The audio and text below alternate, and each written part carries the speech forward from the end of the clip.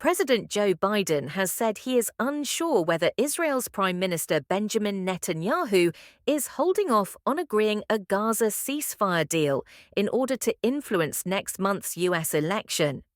He was asked the question during a surprise appearance at a White House press briefing on Friday, telling reporters, "Whether he's trying to influence the election, I don't know, but I'm not counting on that." Biden then directed some terse words at his longtime ally. "No administration has helped Israel more than I have. None, none, none," he said. "And I think Netanyahu should remember that."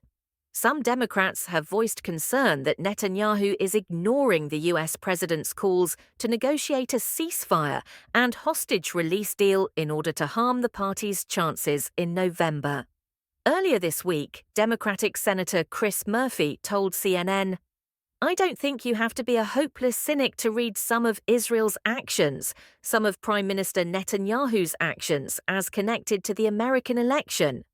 Polls suggest the escalating violence in the Middle East and the failure to secure a diplomatic agreement is hurting Biden and his replacement as the Democratic candidate Kamala Harris."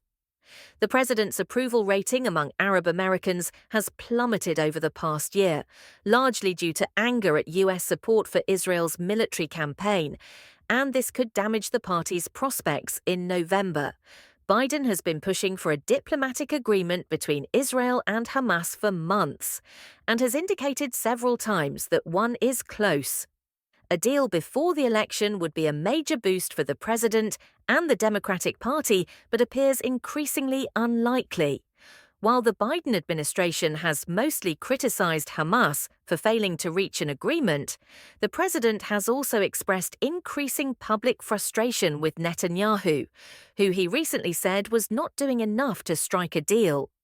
Netanyahu, meanwhile, has rejected suggestions from Washington that an agreement is close. "Hamas is not there with a deal.